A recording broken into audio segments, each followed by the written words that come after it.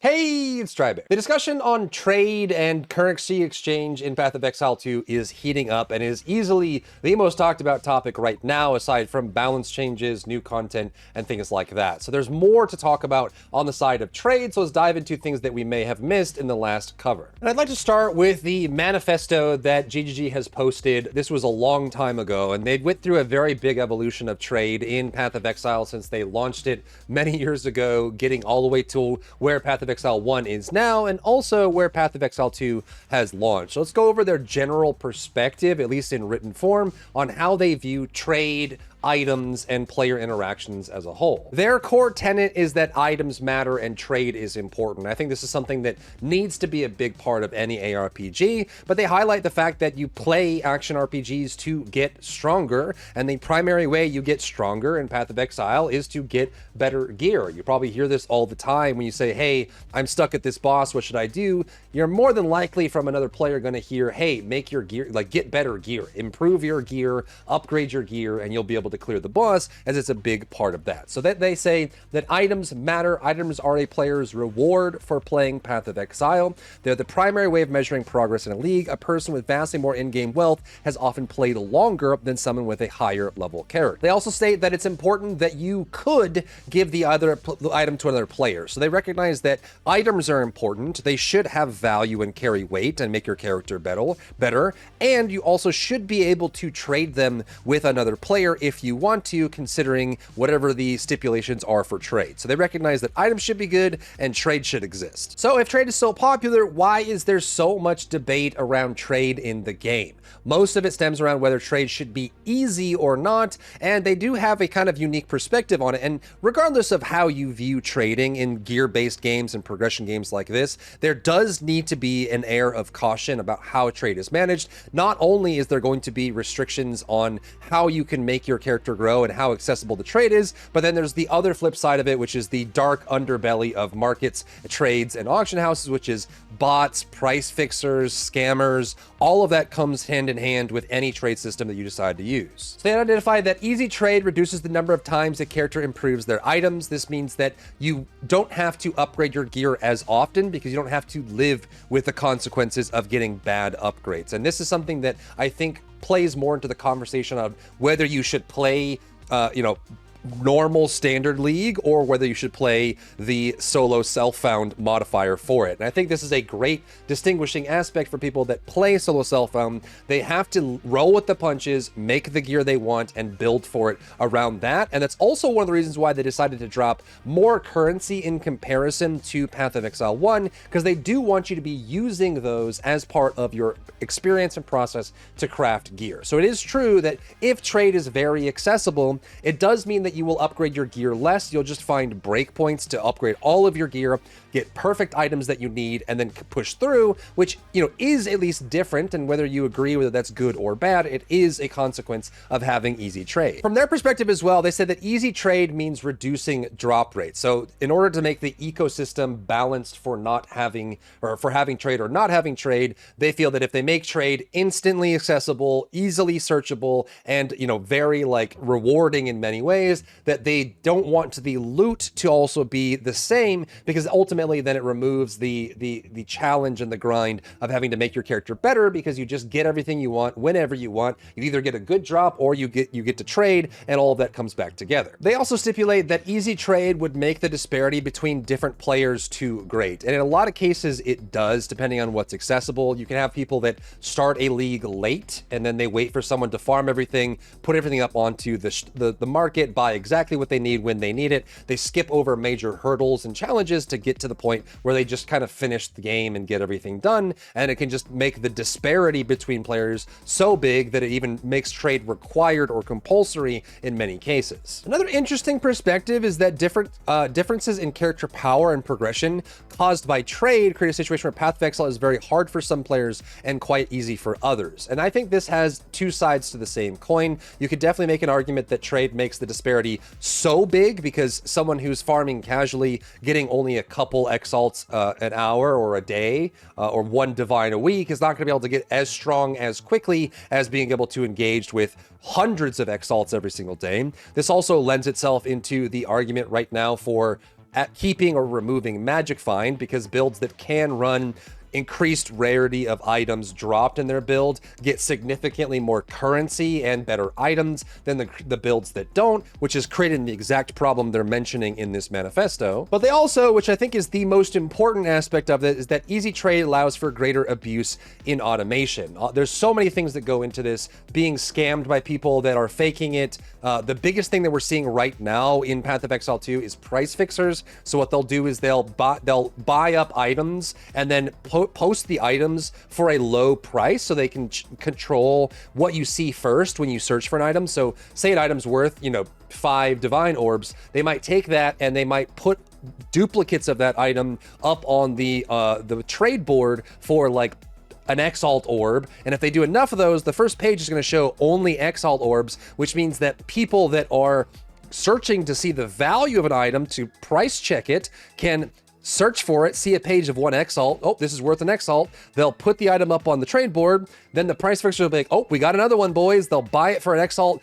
reprice it for 5 divine, and keep cycling that so that, the ones that are up for 1 Exalt are actually only owned by the price fixers, which means that they're never going to respond to you when you message them. They're not going to sell it. They're only doing that so that they can, scam people out of their items for cheap and then resell them for their real value, which is happening all over the place in Path of Exile 2 right now. We have a lot of scalpers and price fixers that are kind of controlling the trade system, which, in some cases is bolstered by how obtuse and obfuscated the trade system is currently. And even in their trade manifesto from 2017, they acknowledge one of the biggest risks of having an unstable or unofficial trade system is the idea of security. And so if you have to download a third-party unverified program that does not have a valid signature, install it on your computer, and then put in your information or let it link to your game in order for real play, you are then trusting the developers of that third-party program to be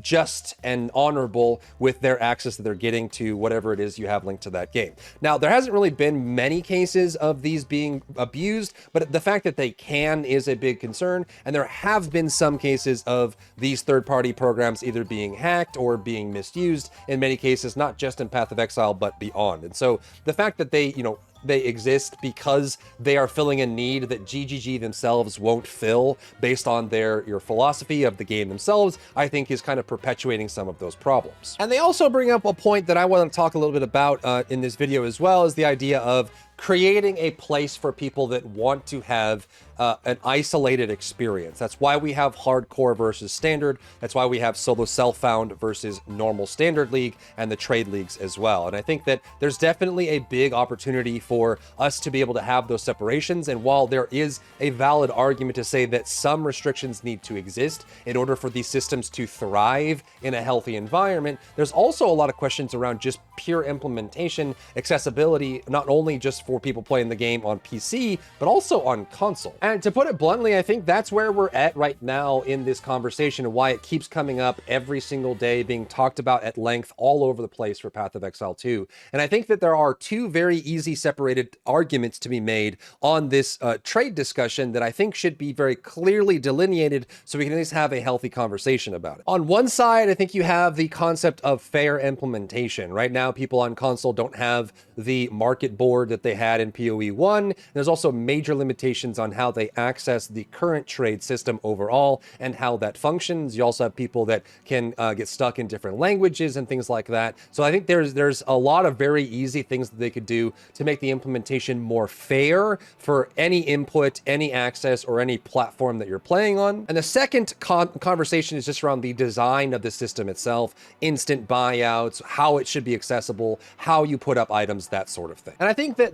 helping separate those would give a lot of credence to some of the arguments as well. There's plenty of people that are playing Path of Exile 2 on their console and having a great time with the implementation of the controller, functionality, as well as WASD. A lot of people are enjoying this game from that perspective. However, they don't want to or refuse to engage with trade just because it's so dang difficult to get to without having a market board on the console so they can actually access it and use it properly like everyone else does on PC, or even just being able to have a second monitor, a phone, or something where you can actually look at it. And I think that it would be pretty straightforward and easy to just implement the current trade system into the game, so it's not as a separate third party or third device or secondary device access point for the trade itself. And I think that would help at least focus the conversation around how trade should function from a philosophical or a design perspective, rather than, hey, the trade experience sucks, and mostly because I can't just go into game and use it. I have to alt-tab on PC, or I have to use another device to access it, or I just can't get to it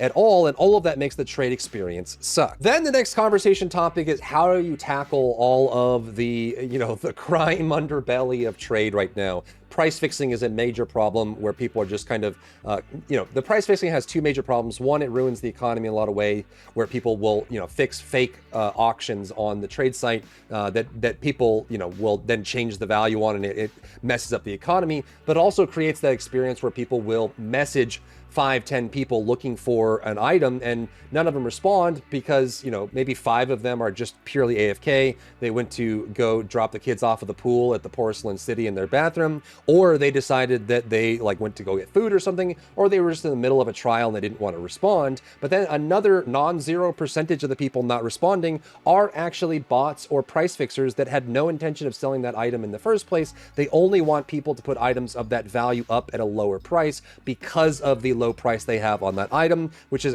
inflating the auction area with fake options that they're never going to respond to you in the first place because they had no intention of selling the item at all. And while it has been rather slow, they have been slowly addressing this issue. And one of the major changes that came into Path of Exile 1 even after 10 years of development has been the addition of the currency exchange. And there were major problems in Path of Exile 1 where to exchange between currencies, right? Imagine if you could travel to a country and you couldn't trade currencies. To exchange between currencies, you had to do bulk item transfers, which it has the same problems as normal trade, where you're kind of trading between alchemy orbs and chaos orbs or exalted orbs or divine orbs. The conversion rate is set by the seller that's trying to trade that currency, and so it can be all over the place. You could get completely screwed over, you could not, and that sort of thing just gets really wonky. And also there's a lot more room for people to scam you, cancel scam, or fake trade or thing like that when you're doing a lot of currency items at once. And so it created a lot of really bad issues. And so with the latest league in Path of Exile 1, they added the currency exchange, and they also added the currency exchange into Path of Exile 2 once you unlock the Cruel difficulty in the Act 1 redo in Cruel. And from then on, you can then do bulk exchanges, which overall is a good thing. And GGG agrees. Well, I mean, look, I'm interested in this, but I don't think it's necessary right now. So we're not going, in early access at least, we're not going to launch with any expanded stuff in that way. But I guess I do want to sort of see how it works, and I'm interested in potentially trying something like that in the future. I just don't like. The currency exchange was 90% of the problem. Yeah. And so fixing that fixed a lot of the, it seemed like we would need to do more initially, and then maybe now it's seeming like maybe we don't, but I still want to experiment with it potentially. So I'm interested to see how it goes. The feeling of being able to trade is super important. So being able to get that stuff, I think, is good. Not everyone wants to do that. You need to be able to progress through the game well without having to do much trade. But I do think that look, it's definitely going to be the case that if you're playing in a trade league, you're going to have the ability to accelerates you very significantly, and that's the case, and it will continue to be the case. And we are a game that embraces trade. Yeah, right? I think the DNA of Path of Exile 1 is very much that it is a game about economy and trade. Yeah, 100%. And for some people, getting rich is their main motivator. 100%. So effectively, So I mean that will absolutely be a factor. And look, I think that the feeling of that will probably end up feeling quite similar to PoE1 in that regard. Yeah. I think that's what that's the type of game we're making. Yeah. Do you think it's that said though? Do you think it is in some ways better for a solo self-found sort of experience? I mean, I simply because again, as we talked about, we're dropping a lot more currency that we expect you to use on gear, as opposed to save till end game for one, and then by end game, we don't have Kirak mods costing, that kind of stuff that all costs chaos, and you don't have the meta mods costing divines and all that, right? They're all different items. You're I want meta mod crafting. There's a ritual. You know where to get them as well, right? So you're not just having to. I'm blocked behind this thing because I need so many divines and I can't get that because I'm solo self-found, and farming divines is not exactly beyond trivial. Yeah. So there's a number of ways there where I'd say it is honestly a much better solo self-found experience. But, each to their own, that to be seen. And so we looked at the other day an interview that was 10 months before early access launch, talking about how they recognize that the trade is insufficient, that they want to make it better. And this one was a month before launch, just on their PoE2 reveal stream before the early access launched up, saying that they do like the fact that currency exchange solved a lot of the core issues. And even on Jonathan's words, 90% of the problem was just the currency exchange. And I think there's definitely, like I said, at least if I were in their position, my solution first would be to make it so all platforms have equal access to trade and can do it in game without the use of a second device or a third-party website or application. Then start talking about how, if the trade system needs to be improved, if it needs instant buyouts, more accessibility, that sort of thing. But I think there's definitely a lot of argument that is being washed out right now by the sheer number of people